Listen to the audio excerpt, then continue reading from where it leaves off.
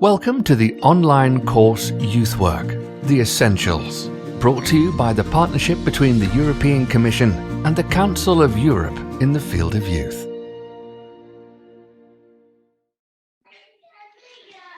Hello, everyone.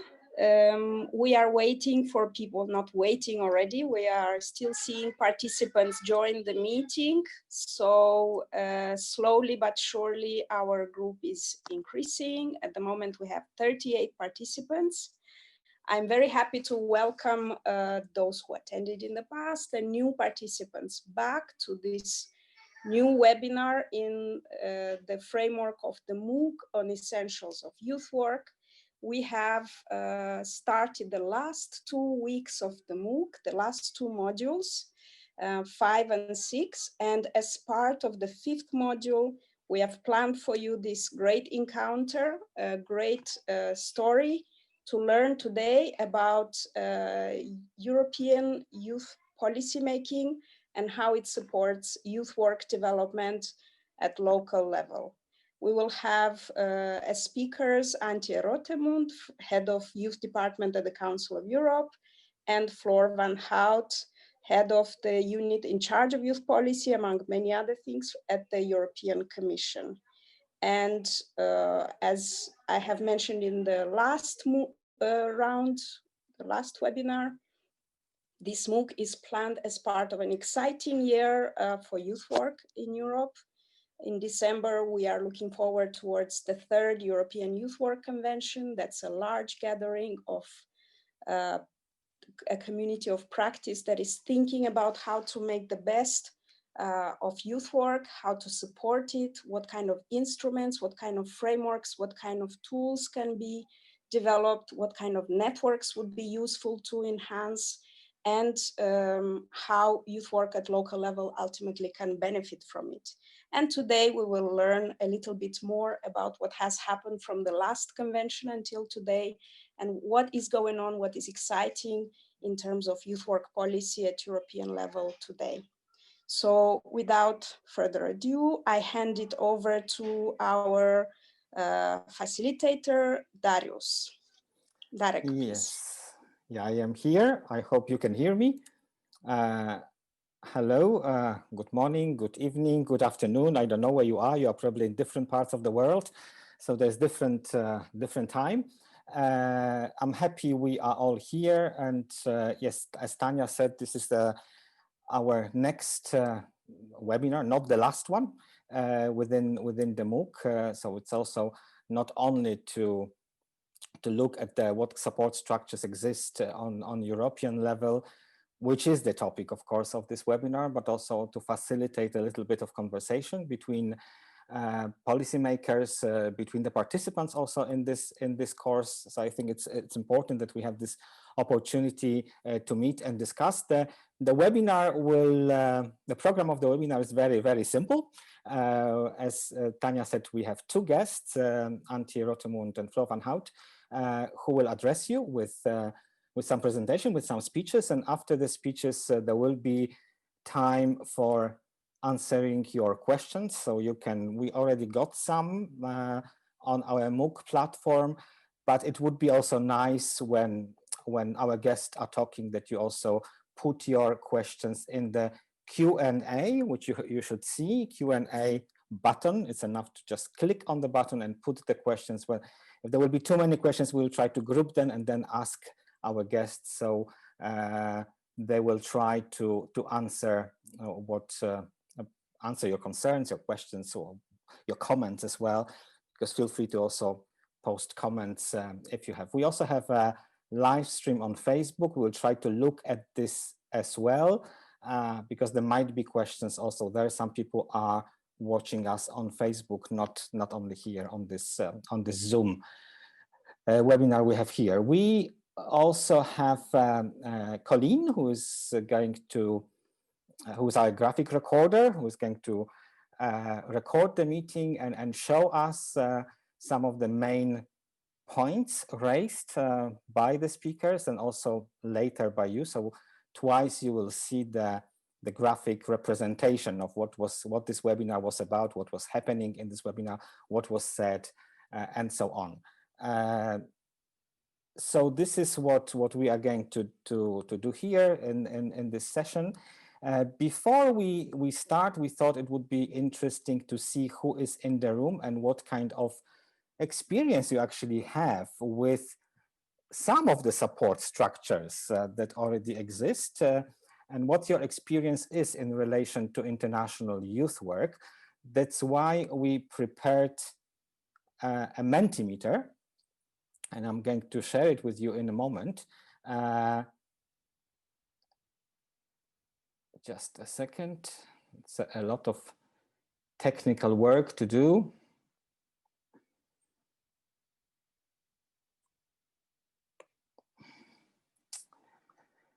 I will try now.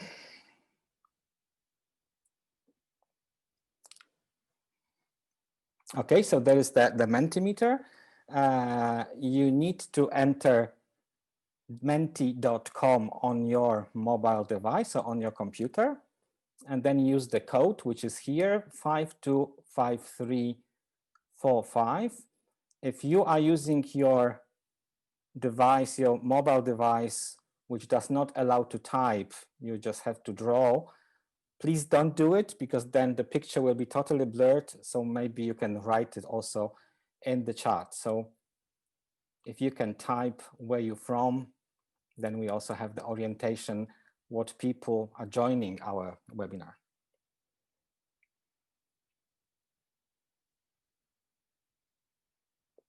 Okay, there's a lot of information coming.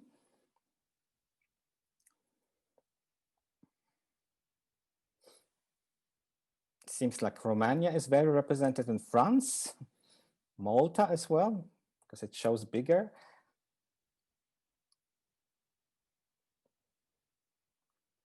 But we have some countries from outside Europe as well. You can see Bahamas, Japan, Dominica.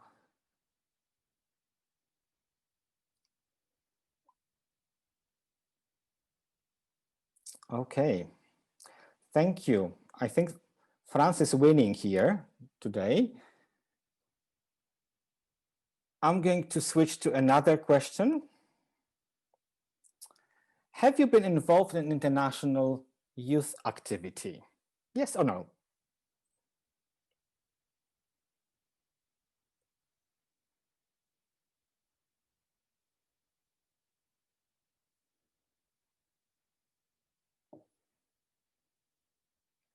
Okay, many people in this session have been involved in the national youth activity. It's a pity we don't have time to talk about what kind of activity it was and also what are your impressions and experience. But then we would probably need to have a lot of time to talk about it. Thank you. I'm going to go to another slide. Have you been involved in developing policies about youth work policies?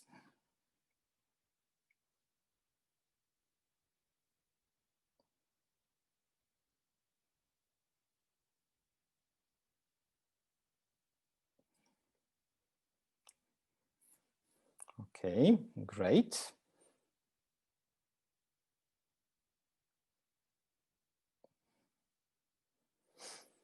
Thank you. So we have, quite a big number, 23 people from, or even more, 25 people, 24 people now, who have been involved in developing policies about youth work. So another slide is, have you ever organized or taken part in an activity that was organized within Erasmus Plus program of the European Union? People come in groups to yes.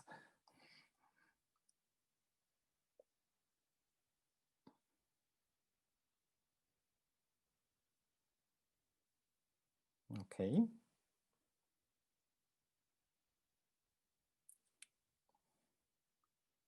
Again, it's more people who have been involved. So 22 people who have been involved in the activity that was organized within Erasmus Plus program. And then the question is, have you ever participated in any youth-related activity that was organized by the Council of Europe or funded by the European Youth Foundation of the Council of Europe?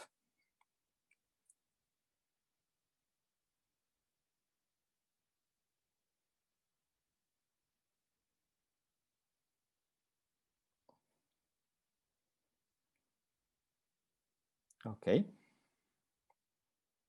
So we have 19 or 20 now people, it's changing very quickly, who have been involved in a youth-related activity that was organized by the Council of Europe or funded by the European Youth Foundation. And now 50 or 21, it's growing, so it's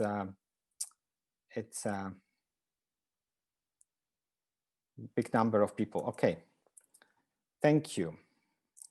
I think I can stop sharing now, so it gives us an orientation who is here in the room, because there may be also people who are replying who are not here in the room, but they're outside on Facebook watching us.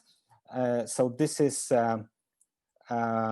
kind of the overview of the group, who is here and what kind of experience you are bringing here, which is very promising, I would say, for this webinar. So I can expect that there will be questions or comments to our speakers. So I don't want to, without further ado, I would like to give the floor actually to Antje Rothemund, so we can actually start our presentations, the presentations of our guests.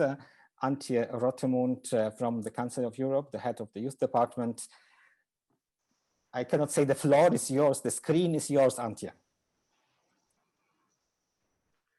Thank you very much, Tarek, and thank you everybody today on this webinar. My name is Antje Rothemund. I'm sitting in my office of the Council of Europe building in Strasbourg in France. You see behind me, it's raining, it's relatively cold, and it's slowly getting dark. So I hope that some of you still have the sunshine of today. I would like to share with you today, before we go into a discussion with you and also with the other speaker, Floor van Houdt, who is coming in a short while to speak about the European Commission's work. I would like to share with you what is the Council of Europe, what do we do? What do we do in the field of youth, and what do we do in the field of youth work? It will be a short introduction of some 10 to 15 minutes, and afterwards we will discuss.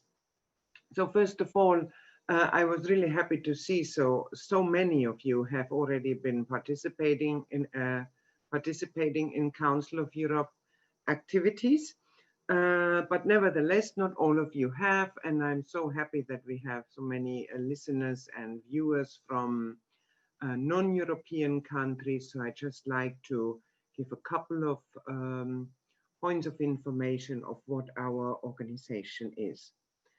I told you that I'm calling you that I'm speaking from Strasbourg in France. This is a town which is just at the German border. It is divided. The border is just a big river, the River Rhine here in Europe.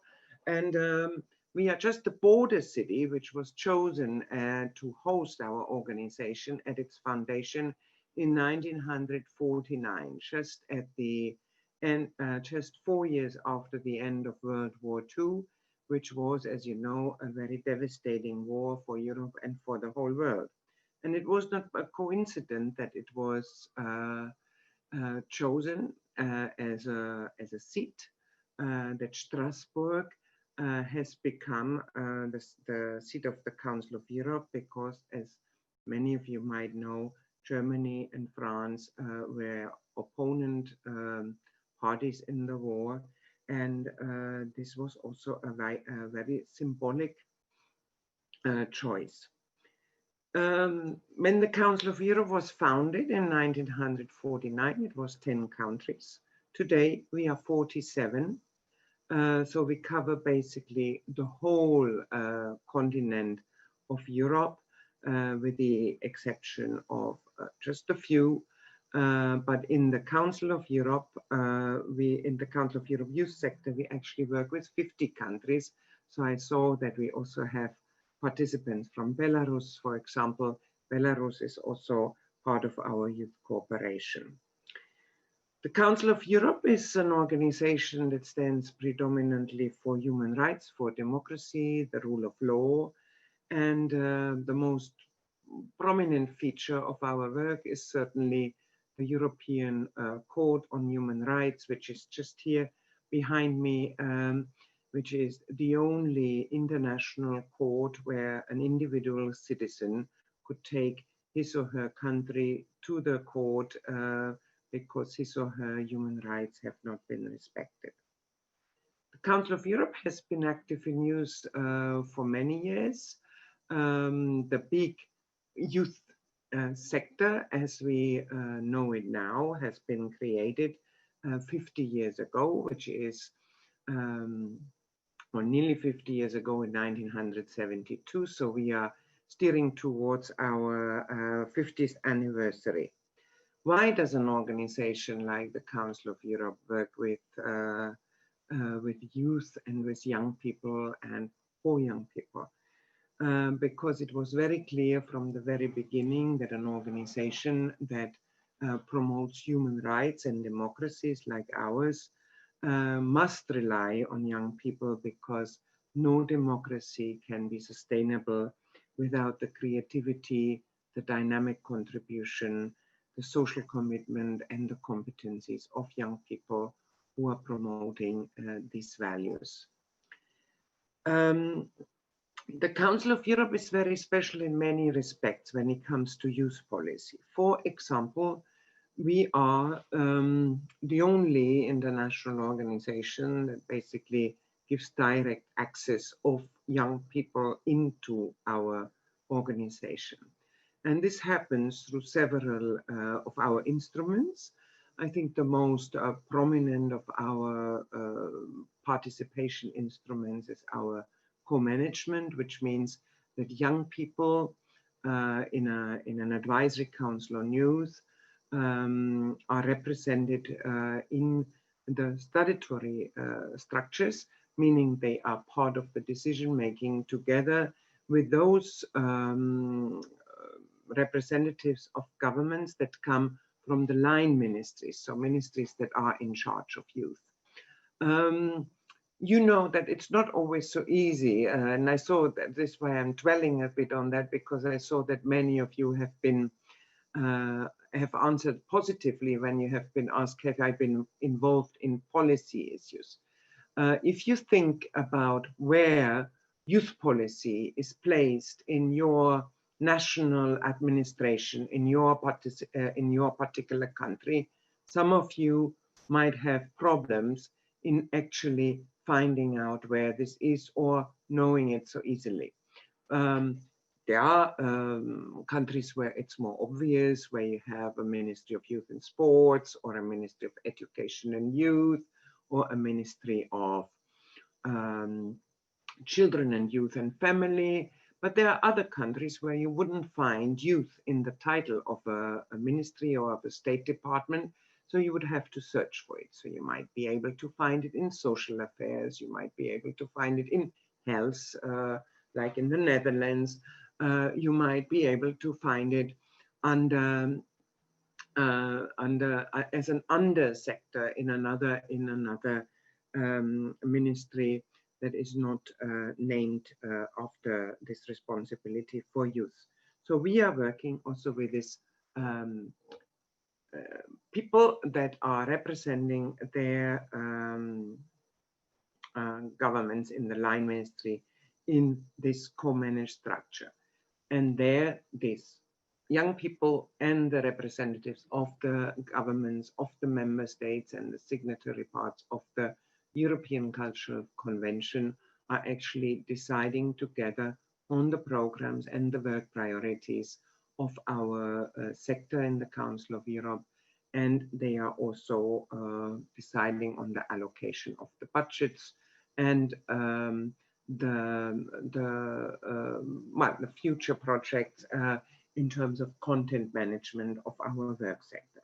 The other important instrument or instruments we have are our European Youth Centers. We have 2 education and training centers in 2 different member states, one here in Strasbourg in France, the other one in Budapest in Hungary. And we are, as an organization, having also our own education and training division that is planning and delivering and implementing educational activities with young people. And most dominantly also representative of youth organizations, youth leaders, youth workers, and the training programs of the Council of Europe youth sector are to 80% held in our European youth centers. We do also have a granting mechanism, the European Youth Foundation, which is a pot of money which gives financial support to projects that are run by young people, for young people. So we are not funding, for example, municipalities or commercial youth work providers, but all the grants go to projects that are youth-led, which is also quite unique in the world. Now, and last but not least, we also entertain a very close cooperation with the European Commission and the European Union through this youth partnership in which this webinar takes place now. And I will say a little bit more about this later on when I come to the youth work. But obviously, we are trying to combine the forces of the two institutions to make our programs more relevant and sustainable. So 50 years of youth participation, human rights, education, social inclusion, anti-racist work, empowerment of young people in the Council of Europe. And only recently, actually at the beginning of this year, we have adopted, or the Committee of Ministers has adopted a new strategy, which you will also find in the resources of this webinar. This is the youth sector strategy of the Council of Europe until 2030. And there you will find 4 work priorities for the next 10 years to come. And you will find in there that one is revitalizing pluralist democracy. One is about young people's access to rights, living together in peaceful and inclusive society. And then one priority on youth work. Now, this sounds quite awkward, I would say, because somehow it doesn't fit in the logic of the other more content-oriented priorities. So why has this youth work priority made it in our youth strategy? And I would like to ask you to think now in your own country, and I also saw that at the introductory text for this course and for this MOOC, there were references to language use. So, in your country, is there a word for youth work? So, I mean, I ask this in English, but I know if you try to translate it, it's not so easy because it might be, if you translate it directly, it might be understood as youth employment or work of or for young people or child labor. But do you have a word for youth work? If you have a word for youth work, it does not necessarily mean that you have a word for youth worker. Do you have a word in your language to describe the youth worker and what the youth worker is doing? Another question, do you have in your country education and training opportunities for people that want to make youth work their profession, or for people who want to do this as volunteers? Now, this education and training possibilities do not exist in many countries, and where they exist, they have very different levels of studies that you can follow, from higher education, master's, bachelor, to basically nothing, where everything that is offered is either trainings through international organizations or online trainings, or no training at all. You wouldn't say the same thing about teachers. Would you think that governments or municipalities would allow people who have no training whatsoever to work as a teacher? but it's possible to do this as a youth worker. And this is what we found out when we made a little study on what is the situation, or it was a mapping, what is the situation of youth work provisions, and training and education offers for youth workers in European countries. The results of this study are also available on the Partnerships website, but also you can find the references from the provisions in the MOOC. Practical. So this findings were actually quite, let's say, sobering, or they were even, and this is, I'm talking about a study that was carried out over 2018, 2019.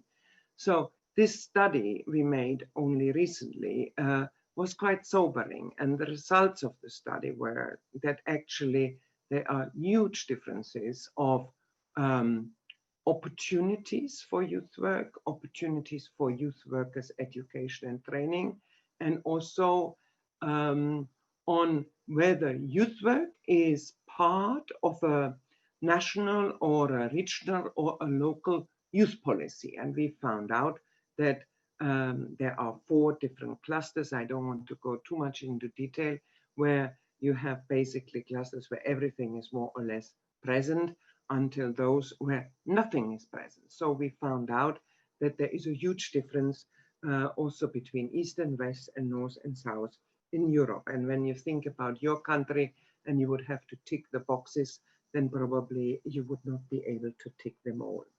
So these findings have led our statutory bodies, our partners, to decide, to the decision to spend more, to put more effort in not just promoting the quality of youth work, but also in its recognition and in supporting youth work as a social practice.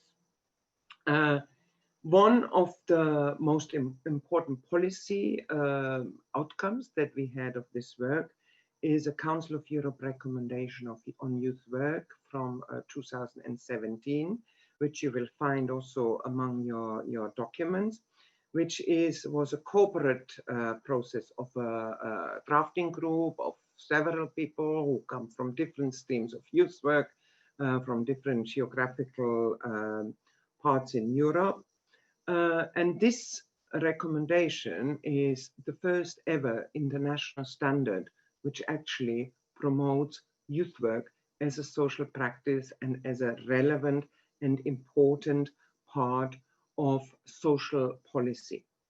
It does not talk about all the beautiful things that youth work can do, but it's talking much more about what can member states do to make youth work more relevant, more visible, and more recognized in the political sector, in government structure. The recommendation also talks about what they should do in order to promote and help practical youth work to take place and to improve the conditions of youth work where it exists. Most importantly, however, is that it promotes that youth work should be a steady and a financed and a supported part of youth policy or any social policy of authorities, and also for that sake, other institutions like NGOs or larger organizations or international organizations like ours. And now I'm coming already a bit to the overlap because my colleague from the European Commission will be the next speaker. So what are we doing together? And that is, I think, now a very, very exciting time for youth work in Europe, because we have reached a point where the necessity to support youth work and to support its development and to stabilize the structures and of youth work provisions and spaces for young people to meet and get qualified and get meaningful and value-based offers. This need has been clearly recognized also on the political level. So we have a situation which we never had before. And I am already for over 3 decades in European cooperation, but also in youth work and in youth policy.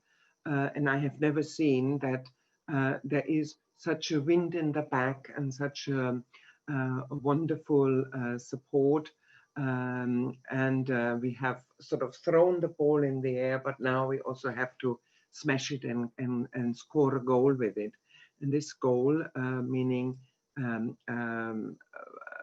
a European policy framework to support youth work and promote it to member states we are working on, is called the European Youth Work Agenda.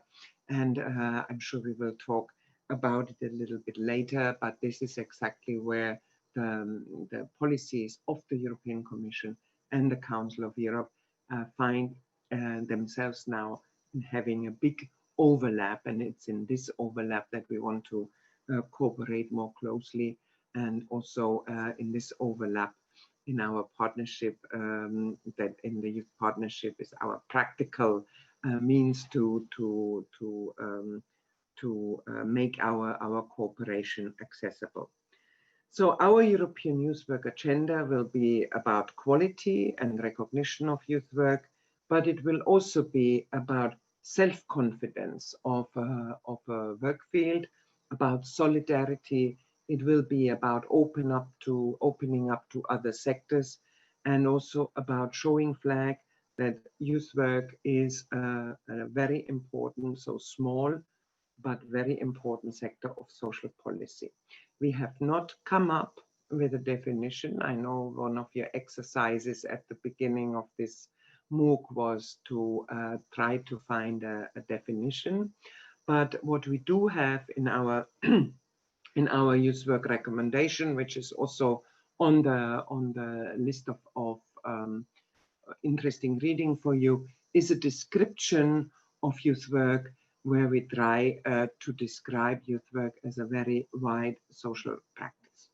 So I'm stopping here, and I will come back later, of course, in the discussion. Thank you. Thank you, Antje. Thank you for introducing us to what the Council of Europe does in the area of youth work and youth policy. Thank you for mentioning this very unique features, actually, of the work of the youth department, which is basically very much the co-management, where the young people are deciding together with the governments about the directions where the youth department should go, and also not only about directions, but also about the money, the funds that are given to support youth work in Europe, and also the European youth centers, which are very unique also in let's say in the international context of international international organizations, where youth workers can be trained directly. They can come there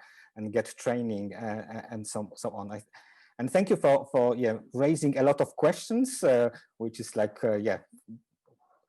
is the word, or does the word youth work exist in your country, and what is youth work? These are the questions that we were exploring a lot, and we actually got like 200 answers, more than 200 definitions of youth work, which maybe can be later used by the international institutions, because this is the voice of people of youth workers, but of people who are youth researchers as well, who are our participants in the MOOC. I would even add more questions. One question that comes to my head is that, is there a youth policy in your country? Because sometimes we take it for granted that the youth policy exists and we talk about it, while there are countries, even in Europe, which do not have youth policy or clear youth policy. So I think that there's this big diversity in Europe and in the world, because here we have also participants from outside. Thank you, Antje.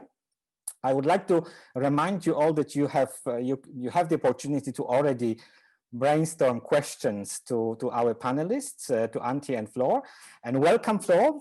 Floor is here from Floor van Houdt from the European Commission, the head of the unit in charge of youth, volunteer, solidarity, and traineeship. We introduced you, Floor, at the beginning when you were still not here, but you are here now. So I give the floor or the screen to you. So now it's your time to give your presentation.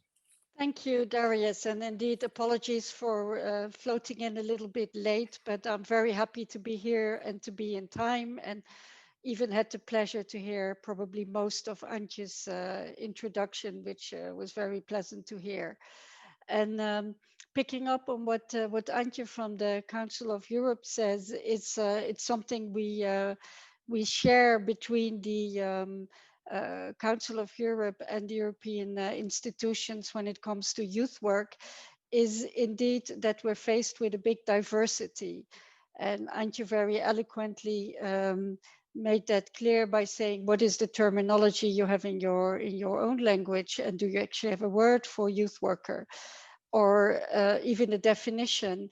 And I think this is the challenging and exciting part of working for youth work in the European context, is that we all maybe use the same word, especially when we're exchanging in English and meaning very different things. And this diversity is in a way a challenge, because sometimes we do not understand each other using the same words, meaning different things and coming from different backgrounds. And so, for instance, a definition is always very tricky, because if you make one definition, you inevitably favor the concept as we know it, maybe in some countries that is not so familiar in others. So this is always problematic. But there is also a huge opportunity in this diversity, and that is that we can all learn from each other, because nobody has the full truth or the best youth work in the world. So when it comes to policy making or programs or support, this diversity gives us many different models, many different examples, many different way of doing, which makes the menu of options for all of us much greater. So this is something very, very interesting and very useful. And this also makes the work that we do in the EU so interesting and relevant in my view. So what do we do to make these opportunities realities? Is first of all, we support youth work through some of our big programs like Erasmus Plus or the European Solidarity Corps. Erasmus Plus is a long-standing EU program for young people to learn by crossing borders. It started off for students in universities, but gradually it expanded, and now it also allows young people to meet other young people in other countries. And this also includes young people who are active in youth organizations and youth work. So this gives them a chance to already firsthand meet others and learn about how they do things in other countries. We have youth worker capacity projects where groups of youth exchanges where youth workers can spend some longer time in a different country, or where young people can also just meet up for a couple of days and see what this is about. But what is more, we also support partnerships where we can work together on different concepts or common challenges and see how this can be brought forward, allowing everyone to learn from each other and to exchange good practices and also to work on new concepts together. If we take, for instance, today, we live in very difficult times because of the pandemic, which creates a lot of new challenges and problems.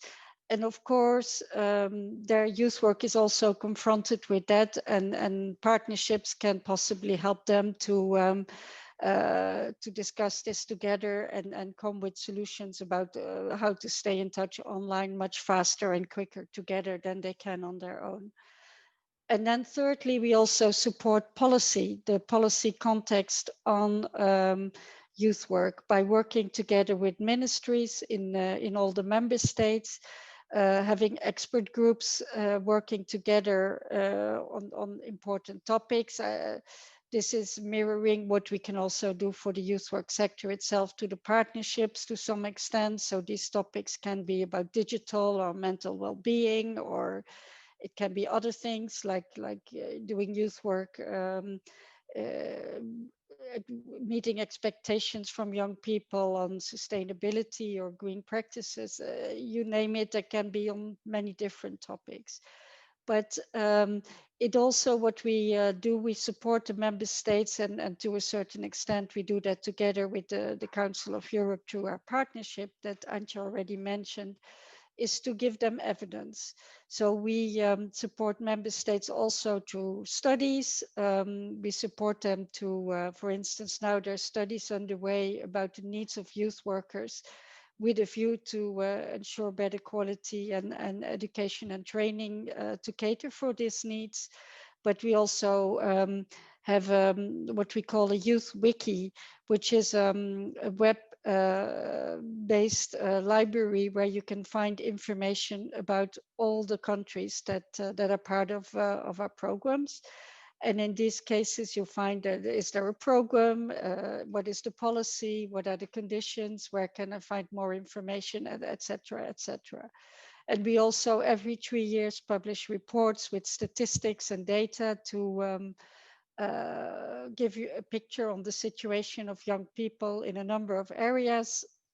That goes from social inclusion to job opportunities to education, etc. So that gives the youth field quite a well-informed picture of how they do in their own countries in comparison also to other countries. And this gives a picture on both the young people and their challenges and state, but also on the youth work sector itself in terms of is there a law? How is it organized? What are the programs? Are there any new development? Where are the priorities? And so on and so forth. So in that sense, we make this diversity that is so present in Europe, we make it visible. And because it's visible, this gives the member states a menu to work with and develop their policies on. And then in turn, this also gives a framework for the youth work sector itself to see what is important, how can they organize their activities, and also to react to that, what do they need, and how can they benefit from the programs that we have in place so that they can work together and improve themselves.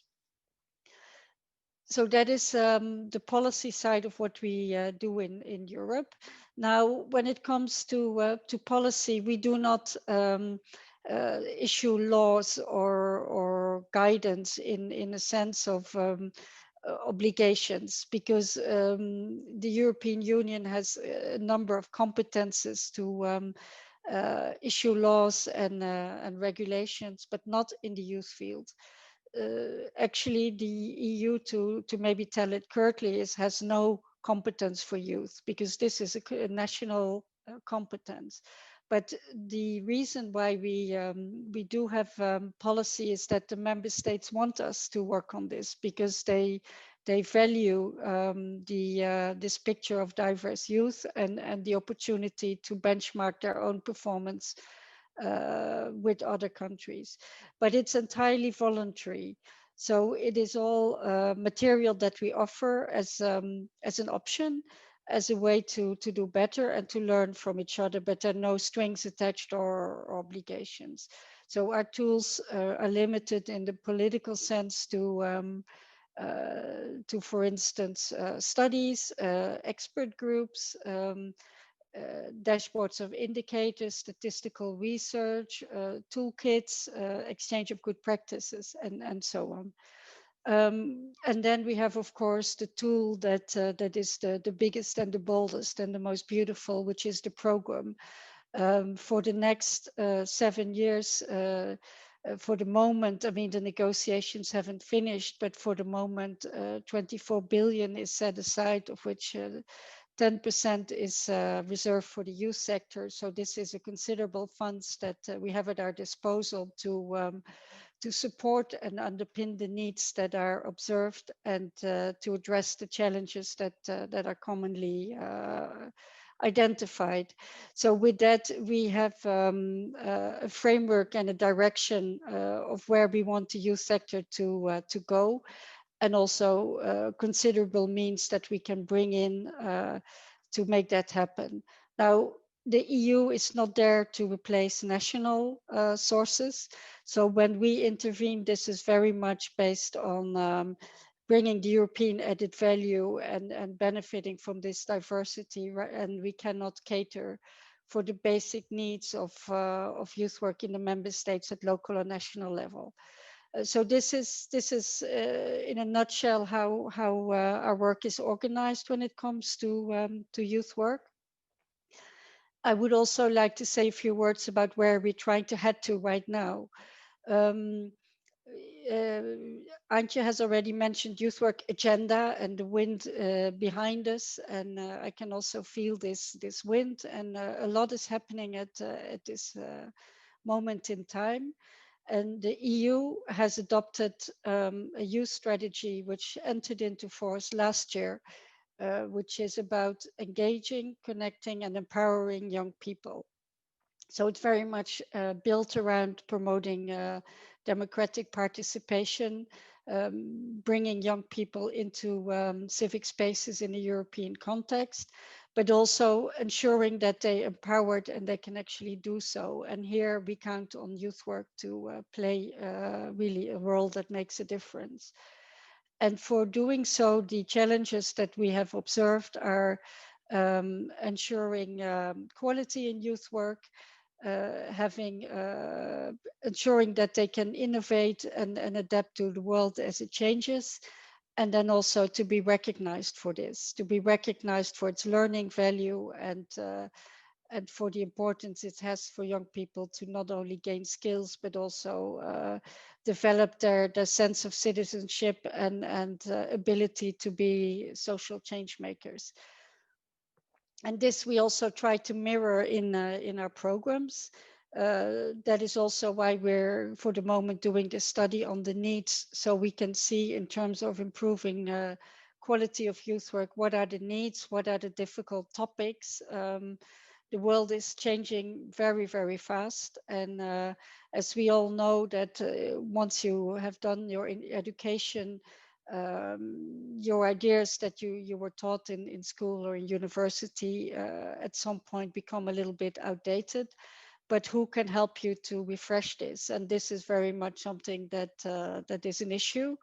And youth workers are needing this. I mean, we have been discussing this with our partners in the different member states. And one of the challenges, or two, if I can mention them, is, for instance, how to cope with changing democracies when it comes to democratic exchanges and opinion sharing online, and how to distinguish the fake from the real, and who to believe. These are things that move incredibly fast, and nobody has the answers. But probably some are more advanced and can help out to also inform others. Another point is when it comes to digital, creating digital content, using digital methodologies to do as good as you can in physical meetings, or even better, is apparently, as we understand, on a day-to-day basis, not so easy. And there we can help out. On the recognition elements, we have a tool in our programs which is called Youthpass, which gives young people a reflection of what they have learned through their non-formal skills, which is not really a CV or a diploma. It's more a tool to raise self-awareness for those who have been participating. But to make these concepts and these values understood in the world of work, for instance, is a big challenge. These are not things that are commonly used by recruiters in companies. However, we can also see that increasingly the labor market is asking for soft skills, 21st century skills, and very often we can see that this is what youth work can contribute, and there is a kind of a gap or a mismatch that employers actually want this, but somehow there is a wall between them and the youth sector when it comes to these kind of recognition tools that we still need to bring down. So we're working on those elements. We are working at the moment towards a youth work convention in the end of this year. That is not organized by us. This is an initiative from Germany, who hold the presidency of both the Council of Europe and the EU at the same time in the month of December. But of course, this will be a very important point where a lot of our ideas, where we have come so far, will be put on the table and will be discussed with youth workers in the room. So we look forward to making that meeting point to check our ideas and to put our evidence on the table, and not only discuss with the ministries and the experts and our regular partners, but with a much larger community. And that is the wind we have in our sails. And let's not miss that rendezvous in December to really make a very fruitful and rich event where we can build on and take it all a step higher. So I can leave it at this. If you have more questions, of course, we can come back to that. I can look in the Q&A, and I'm happy to stay on to see what we can do. Thank you. Thank you, Flo, for highlighting different aspects of your work, of the work of the European Commission in the field of youth and youth policy as well, including your cooperation with the Council of Europe, which I think that it is very important because, yeah, there are two different institutions, but very important two international European institutions that actually have, yeah, very kind of common goals when it comes to youth, but also, let's say, different powers and different possibilities. I mean, you mentioned Erasmus Plus, which I think is a very, it's quite an important tool for supporting youth work in Europe, and also the Youthpass, which is used. And you said it's about recognizing soft skills. I recently actually was reading an article that a lot of employers are actually asking for essential skills. This is how they call it now. They are not soft skills anymore. They are essential skills like communication, like possibility to work in an online environment, and so on. I think that this is becoming more and more prominent. We have run a little survey at the beginning of the webinar. You were not there. So we asked participants how many of them took part in the activities that were, or organized the activities that were run within Erasmus Plus, and there were 22 out of 34 people know the program, and they've taken part in the program activities. I think that the things that you mentioned about supporting and guiding the government and the issues related to youth or youth policy development are important, but also the studies or the statistics and data are very crucial, because sometimes we as youth workers are underestimating this data. And I think that if we really look at them, they really can guide our practice, especially when it comes to really recognizing the situation of young people in Europe. When we do, for example, international youth activities, these are very valid data. Thanks a lot again.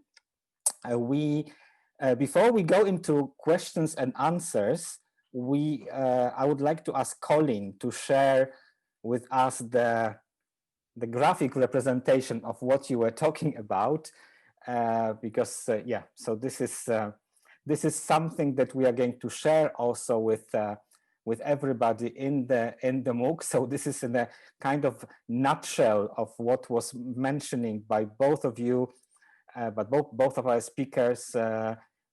So yeah, if you were not following, this is a kind of very short summary of what was said in both speeches. I mentioned many of them already in summarizing or trying to summarize what you have said. So yeah, there is about the Council of Europe, about the different possibilities of related to youth work, about co-management and funding, and also from the Commission about the Erasmus Plus and the EU youth strategy. It's very difficult to read all this now, but yeah, this is I think it's a very nice kind of summary of what was said by both of you. As I said, we are going to share it with the participants and also on the Facebook, I guess, of the partnership after the webinar. Yeah, there's more things coming from Colin. Thank you, Colin.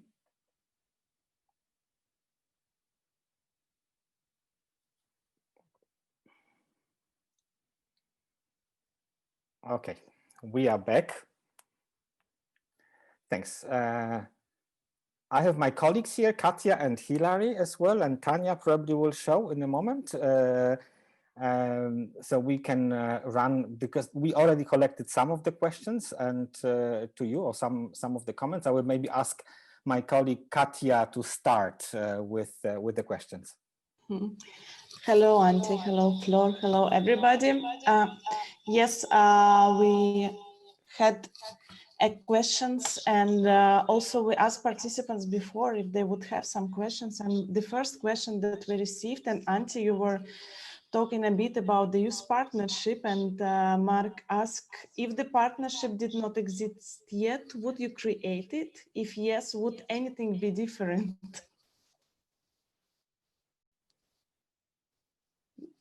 So this is first question, and then maybe we can continue with... I think that's a question to both of us, because yes, I mean, a partnership is always an agreement between different partners, and each partner has to agree on having it. I mean, from the Council of Europe point of view, I can wholeheartedly say, yes, we would create it again for many reasons. But I mean, one of the most important reasons is, first of all, that we have to combine forces to be more effective. And the youth sector is not a very big one. It's not a very powerful one. And it's not a very well-known work, because everything that is non-formal education for adults, for example, is much more visible in many of our member states. And I think it's very important that we join the forces. And the partnership is 25 years old now, 22 years old now, exactly 22 years old. And the youth work was, training of youth workers was the starting point of our cooperation. So that is what has always been an interest of both institutions. The second reason is certainly that the Council of Europe, I mean, when Flor talks about the budget, I always say we don't have Excel tables in the Council of Europe that have room for billions, because we only talk about millions. I don't even know how many zeros a billion has. So it's always, the Council of Europe is geographically larger, but in terms of budget, of course, a dwarf compared with the European Union. That means that our partnership also allows us to stretch our action over the pan-European field in the Council, beyond the European Union member states, and the Council of Europe experience can, like that, also become more relevant in European member states, European Union member states, and in our own member state anyway. So I think it's a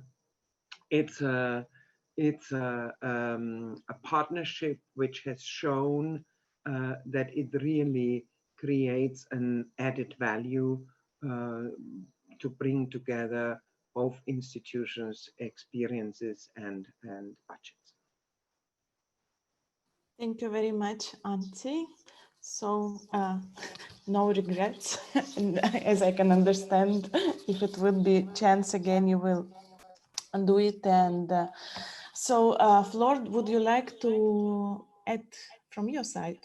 Well, I would wholeheartedly want to agree with Antje that if it wouldn't exist, we would be creating it. That's clear, because we have only one European youth work community, and there is no interest to get messages or interaction from two silos. that would look counterintuitive and complicated, and we would put the onus of trying to coordinate how the institution work with the sector itself. So I think that is our responsibility to make sure that what we do is transformed in a coherent and interesting and attractive set of measures that is useful for the youth sector. Now, when it comes to would we change it, we are probably not the right people to ask, because we actually have that power to maybe not completely throw it out of the window, but both Antje and I and our team sit together probably 4 or 5 times a year together with the partnership team, and we look at what is working well and how we can change it. So this is something which we actually do on a day-to-day basis. And we have been working in the last years in a very, very good way together, that actually we have made quite a number of changes to how we work, to update it to the needs of today. And so I think today, with the setup that we have, at least we are very happy. But of course, this is us having also been the people behind all these changes. So if anyone has messages or ideas on how we can do better, we're always happy to hear that. Thank you very much, Flor. Thank you for your answer. And I would like to point out that in Module 5, we have links to all the resources that Youth Partnership have. So, and along the whole MOOC as well. So for our participants, that you can explore more and more what are the resources that are there for youth workers, for youth organizations, that are very useful and very supportive. And as well, there are activities that Youth Partnership organize that is also help a lot in quality and the development of the youth work and youth policy and youth workers. And the next question we have, and it's connected also with both that Antje, you was talking about, and Flor, you was talking about. It's about the recognition of the youth worker and youth work. And there is an interesting question, because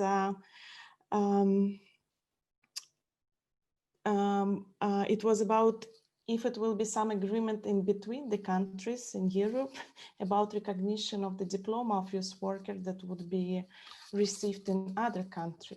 Yeah, because there is a problem, our participant writing, because when you go to another country, your diploma as youth worker is not recognized there.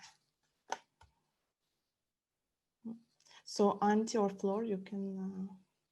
Well, perhaps I can start. I mean, this is, of course, when it becomes more difficult for us to say, yes, it's a great idea, let's do it. Because as we said, in the youth field, the EU has no competences. So it's all based on voluntary. And it's pretty similar when it comes to formal education, because this is what we are talking now, vocational education and training. And there, the member states work together in an intergovernmental process. So they have the Bologna and Copenhagen processes that you may have heard about, or maybe not. But for instance, in universities, there is now a very good cooperation that there is a harmonization of educational programs, and of also recognition of schemes. It is not perfect, and this is not there. I think youth worker education is not the only one that is facing this problem. It's part of a bigger problem of recognition of mutual recognition of diplomas. Now, there is a lot being done at EU level, and I'm not the expert who can give you all the insights, but our colleagues working on employment policies are making, like we make youth work visible, they are making vocational training visible through listing the type of educations that there are, the level of education, because they are classifying gradually how education is being rated and scored. And then they also describe the skills that belong to different professions. And I'm happy to say that youth work is covered in that catalog. It's called ESCO, European skills and competences, and now the O escapes me. It's maybe overview or something else, but it is called ESCO, and it's a big library, and it's growing of available education, available courses, at which level they're taught, and what are the skills and competences that are being trained. So at least if there is not an automatic recognition, this is the next best thing you can have, is to be able to make what you learned and how you learned it transparent, and that is a step towards recognition. But in the end, it will be for the member states to take that final step, and there we cannot intervene, of course. Yeah, thank you very much. Yes, quite a complicated issue and complex issue. You know, it's not only about recognition of profession, it's also inter-recognition of the education in different countries. Antje? I think what we found when we made our study was that youth worker at the moment is not a profession in many ways, because in many countries, in some it is, in others it's not. So we had a huge gap between formal education of youth worker and non-formal education or informal education of youth workers or youth leaders, I would say. I mean, people who are active in youth organizations or in other NGOs and want to become a leader, but on a we call them voluntary and paid. This was our sort of compromise in our recommendation to talk about voluntary and paid youth workers. But when it comes to formal education, there are very good examples of youth work becoming a study subject as part of as a recognized in a recognized system of the Bologna mutual recognition of diploma in the European Union. And you know, the Council of Europe is quite active also in this field of defining the criteria for recognition of higher education qualifications in Europe, in the pan-European context. And among our listeners, I think there are a couple of people who would be better placed to tell us what they are trying to do, because there, actually, the youth work community is not so, or the as we call it, the community of practice, is not so well informed, because we need the universities to go ahead with that, and we need the vocational training institutions. So in the Council of Europe recommendation, you would find also some references to that. But we have very good examples of, for example, having youth work as a youth work studies finish, or youth policy or youth studies finishing with a BA diploma or with a MA diploma, which would be recognized in those countries participating in the Bologna mutual recognition process.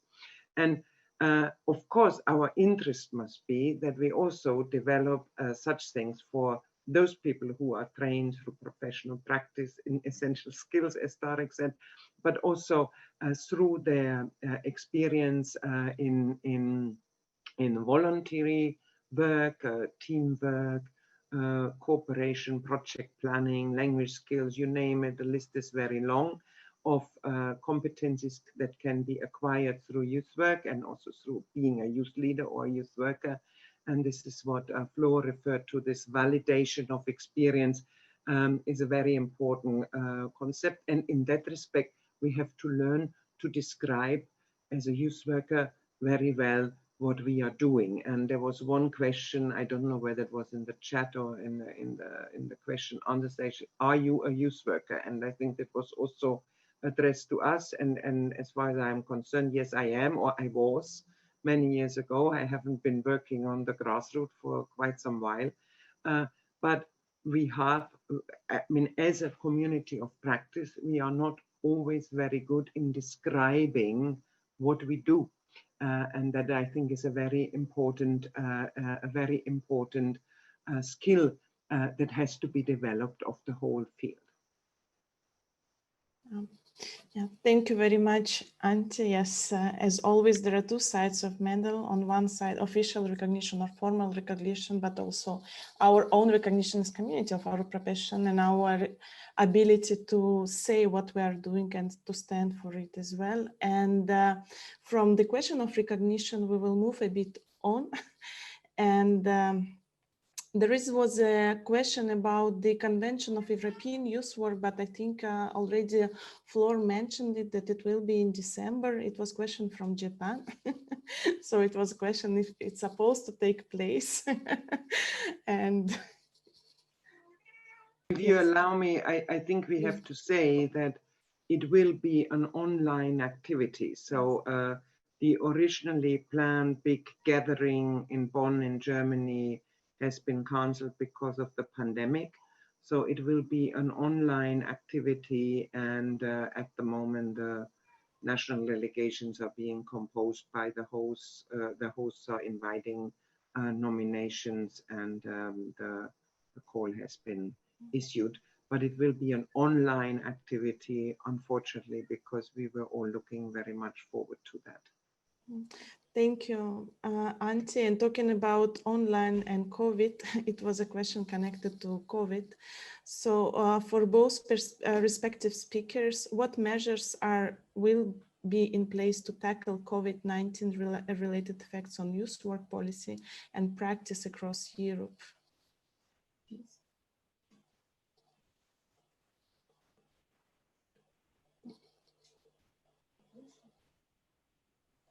Yeah, I can start with that one.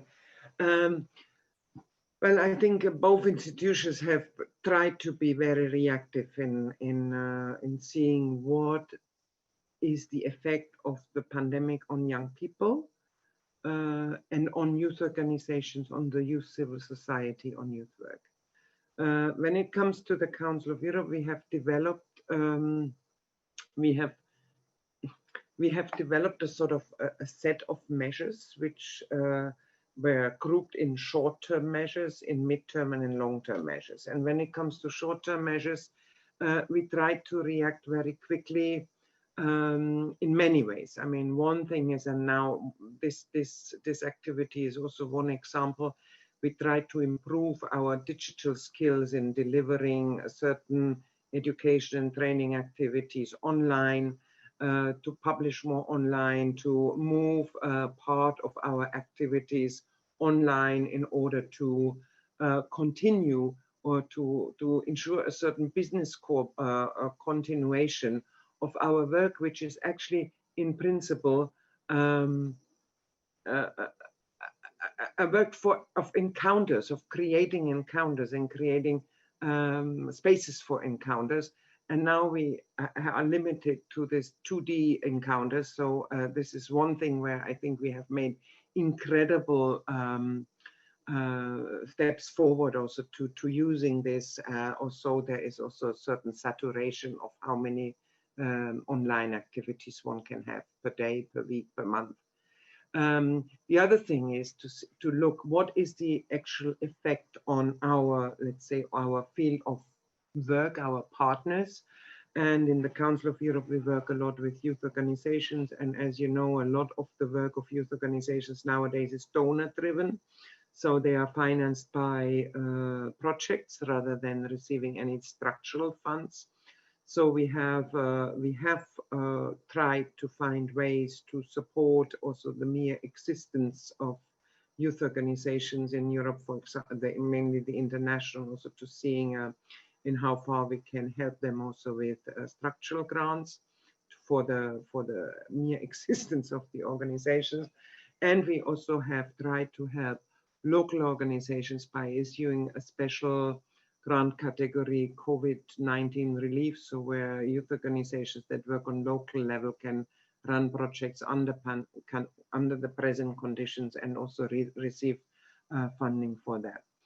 And then, I mean, we all know that, like, for every crisis, young people are very often the last in the food chain when it comes to what is the effect. A lot of people lost, a lot of young people lost their jobs, lost their precarious employment, are in economic problems, are have less access to education and so on. And that is, of course, on a midterm and long term, a challenge that we all have to tackle together.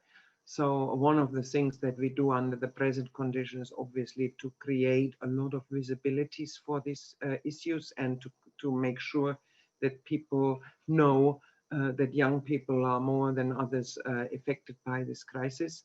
At the same time, also to make visible that young people are very active and very positive and constructive in this crisis, by not only by humanitarian aid that they are involved in, but also by reacting quickly, adapting, and also helping now to develop, to live under these conditions in the pandemic.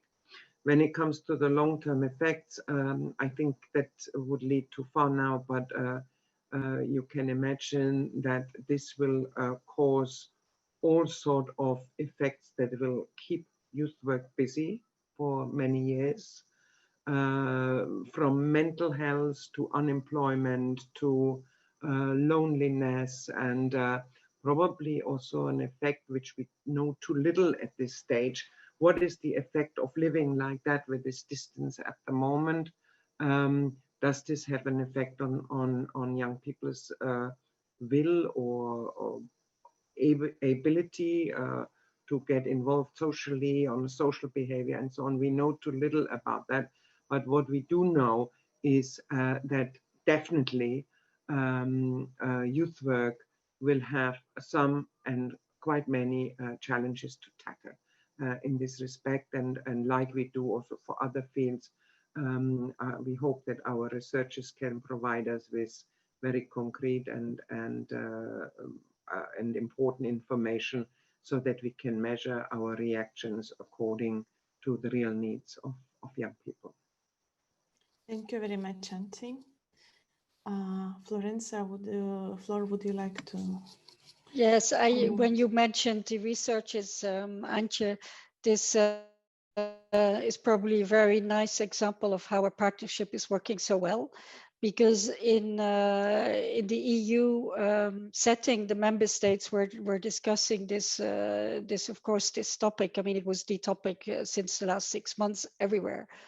And one of the issues they wanted to work on was to create evidence, both by gathering what is already done. I mean, a number of large organizations have started to do surveys and issue analysis of what this means in the shorter and the longer term, and also collect young people's fears and expectations.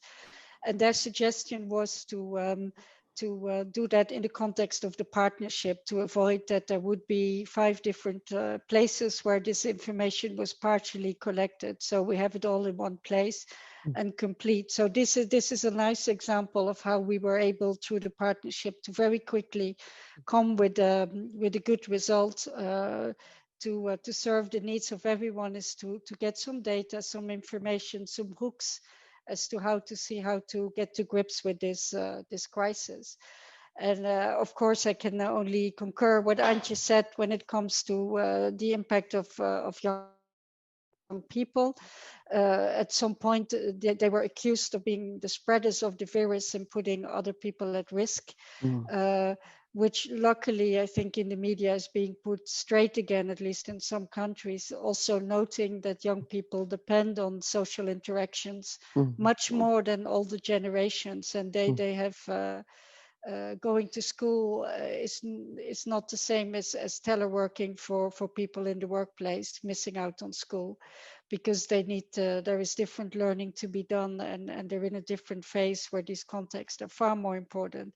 So also we can see that the mental health, I think some of the research we saw, that the mental health of young people tends to be higher than average, and in this pandemic it actually went below average. So it went lower for everyone, but especially for young people. So we can see what we intuitively feel actually translated in data already. And this will not go away for a while. So because the consequences, I mean, some are speaking of a COVID generation, which of course, is not a nice brand to get, but they will be marked by that. At least already the generation finishing school this year will have missed out on something they will not get back. So they're big problems for young people, and so we're doing research on it. But at the same time, let me also say that through our programs we try to help and support, because it was at mid-March, people were stuck all of a sudden, couldn't leave or couldn't come back, which was of course a highly critical situation if you have young people on projects and all of a sudden it's not clear if they can even go home in a safe way. So we have had to do a lot of work to ensure that projects wouldn't fall apart, and that there were some exceptions being made. We had to activate the force majeure clauses in our grants to ensure that the whole system wouldn't collapse or organizations would go bankrupt because of the impact of this. So our programs have been adapted, changed, suspended, and so on to make this happen. But that is a temporary measure, because what we can also observe is that everything is online now. And what I like and what I want to quote is one of the youth workers who in a meeting said, we all know how to switch on a computer and have a video meeting as the one we have now. But to turn that into a meaningful learning experience that young people enjoy is a different story. And we don't have the answers yet. And we have also, like the Council of Europe and probably others, we're steering the funds and some extra calls to give more space and meaning to investigate this. But at the moment, I think this requires still a lot of effort to actually guide everyone and collect practices in how we can move forward on this. Okay, thank you very much. Yes, we can see that a lot of work is going on still, as the situation is new for everybody, and everybody is trying to find the new solutions. And thank you very much for your answers. And I have the last one, because it was several times appeared in the questions and answers. It was the question about how, but if you can answer briefly, how can youth organizations from Africa, I would say from other countries outside of Europe, benefit from the opportunity laying out? Maybe you just can point out some key opportunities, and then people can look for it more. If you allow me, Katja, I'd like to add two little elements on the earlier question. Yes, of course. On the youth portal of the Council of Europe main page, we also have a dedicated COVID-19 page where we published examples of good practice of what youth organizations do now during that time, what governments do, and what we do. So if you want to inspire yourself, I think this is a very interesting collection. And for those of you who do that work, please send us your examples so that we can enlarge this this collection, because we have a lot of visitors on that page. And one more thing is, I mentioned that we learned how to work digitally and continue with the business also under these conditions. This week, we have for the first time in 6 months, a physical activity in our European Youth Center in Strasbourg. Normally, we have 90 or 100 young people there. Now, this week, we had expected 25. 17 made it. The others didn't, but it takes place. And so we are also, and I call this also a pilot activity, we are piloting how to work, how to carry on physical activities with a very strict sanitary protocol in the pandemic.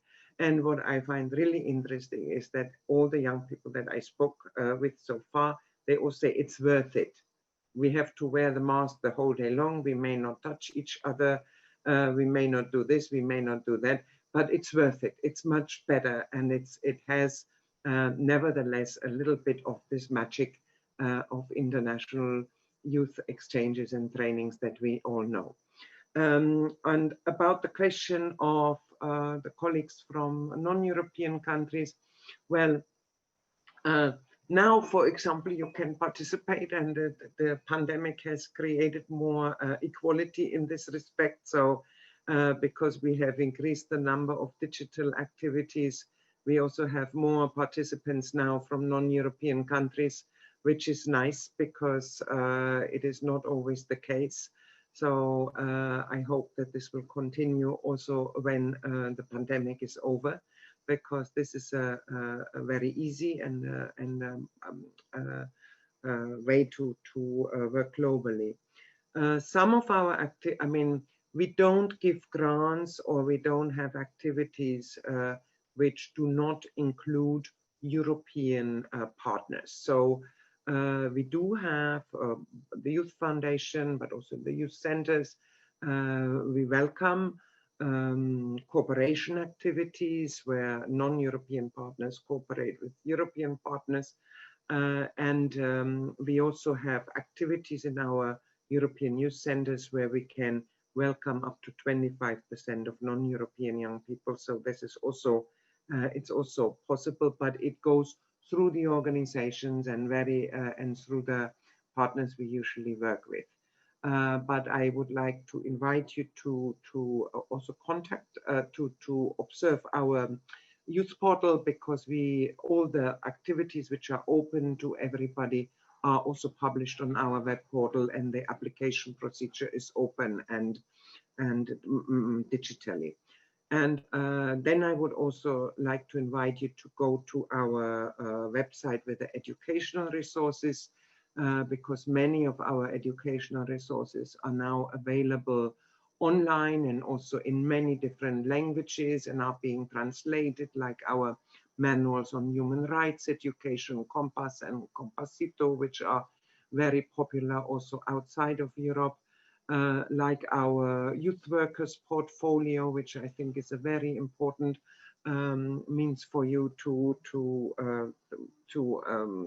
well, for your own qualifications.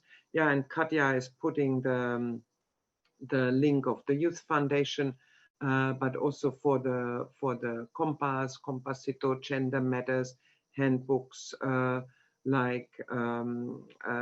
which are, I think, rather universal. I mean, they were produced in Europe, but as we know, human rights are universal, and as a human rights organization, many of the tools and the methods are very helpful. And probably I saw that there are quite some participants from countries in the Commonwealth. I know the Commonwealth has a very active and productive youth department, and we are also cooperating with the Commonwealth and also try to exchange our experience there. So this is also one way of keeping up the contact with us. Thank you very much, Antje. And coming back to publications in our models as well, you can find the links to all the resources that Antje was mentioned. In Module 5, we have all the links. So this is for our participants. I just put some as an example, so you know where to go and where to look for it.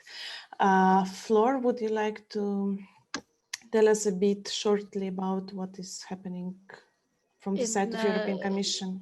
Yes, in the Erasmus program also has an international dimension. So already our regular activities are open to partner countries, and these are the ones from the neighborhood region, so Western Balkans, Eastern Partnership, and South Med.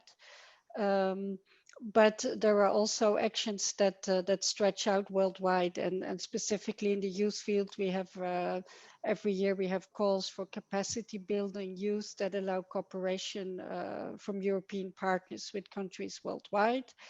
We also have in the education part, that's probably also interesting, there is Erasmus Mundus that also allows student exchanges across the globe, plus of course partnership and cooperations.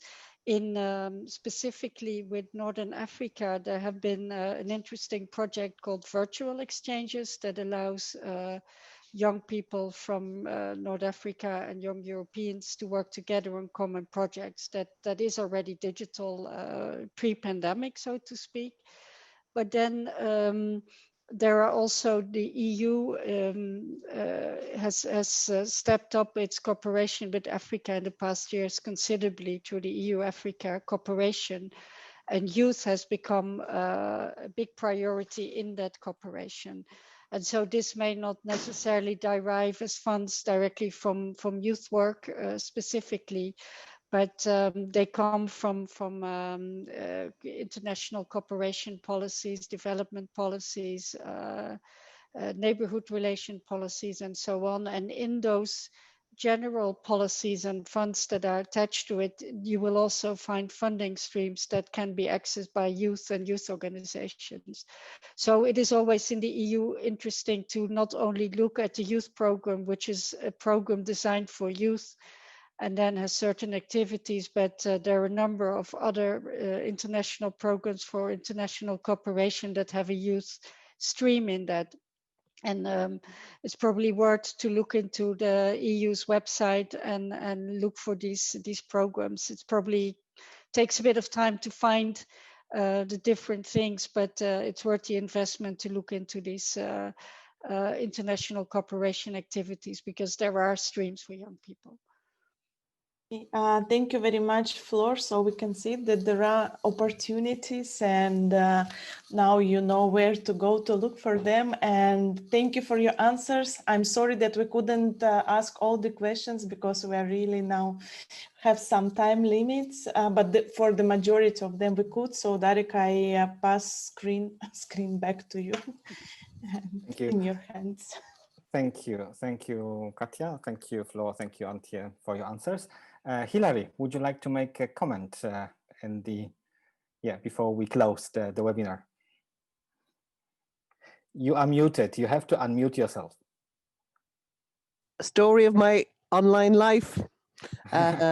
Yes, I was just looking at the questions there and the ones that we couldn't answer and address today. And I think I'd really like to come back to some of those and some of the other webinars. I think particularly the question about diversity in youth work and leadership in youth work. I think they're really important questions, and particularly as youth work becomes more international, beyond the European international, as we think about youth work as a global practice. So one of the things I really appreciated from both of you today, I think, was situating youth work and youth work practice and policy in a continuum where they are talking to each other. I think sometimes as practitioners, we have a tendency to think about policy as over there, the same way as people think about universities and academia, over there somewhere remote and removed and not involved in the day-to-day lives of youth workers and young people.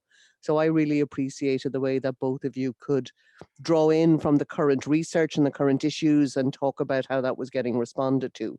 So I really appreciated that. I, as usual, I could always say more, but I am very conscious of the time. So I'll pass back to Darek. So thank you both. Thank you, Hilary. Yeah, this is not the last webinar we are organizing. No, there is still one more to come on the 15th of October. We are going to talk about the vision of the future of youth work, actually. So I think that these questions that were not answered yet, they are quite relevant. And I mean, you cannot talk about the future or the vision if you don't know where we are now. So I think that this is something to start with maybe on the next webinar, which I'll invite you again on the 15th of October. Of course, we are going to provide details later in our course. Thank you from my side. Thank you, Flo. Thank you, Antje. But I give the floor to say the final words to Tanya. But I think before Tanya, maybe you speak, we can again show the graphic representation after our discussion, because we have it as well. Yeah, so these are more or less the summary of the things that we have been talking about the partnership. Oh, now I cannot see anything. Okay, so that was a short preview, which we will be sharing But there is about we will recognition be sharing and for sure the results, the Yeah. graphic recording on for the learners of the MOOC on the Canvas platform. We also remind those people who are following us through Facebook that on Monday we will close the registration because there's just so much to do in terms of learning that it does not make sense to keep the enrollment open until the very end. But for those who did not manage, we will be, of course, updating the content and plan another MOOC in the future, hopefully a more enriched one, also taking into account the results of what has been done this year, adapting to the learners, and also taking on board the results of the policy processes that are going on at European level. So I would like to thank the team of the facilitators who have been putting not only work into facilitating the webinar, but into making the whole MOOC a pleasant and good learning experience for everyone globally. So thanks Hilary, Darek, Katja. I would like to thank Marietta. She's using the youth partnership profile here, but she is our wizard trying to help bridge the platforms and make this webinar available to wider audiences. Thank you, Colleen, for being with us today live and daring to put out in as short and clear drawings the content, the rich content that was discussed. And thank you, Flor and Antje, for finding the time, for reserving the time from your very busy schedules to share live directly with the participants the concerns, the thoughts, the perspectives on youth policy at European level these days that really have an impact, a direct impact on youth work, but also on young people who are part of that youth work. So with this in mind, we welcome you in 2 weeks' time to the last webinar, and we will be sharing the recording of this webinar as well as usual on the Youth Partnership channel. And if you'd like to read more about what Flor and Antje were mentioning in terms of the research on COVID, sometime next week, the page with the COVID hub, the Youth Knowledge Hub on COVID will go live. So you will be seeing quite a few of the studies that have been carried out by different people across Europe. We are also trying to collect a little bit more nuanced information from national level. So quite a bit coming up. Thanks, everyone. Should we take a group photo for this one? Bye, everyone. We hope this video contributed to your learning about youth work.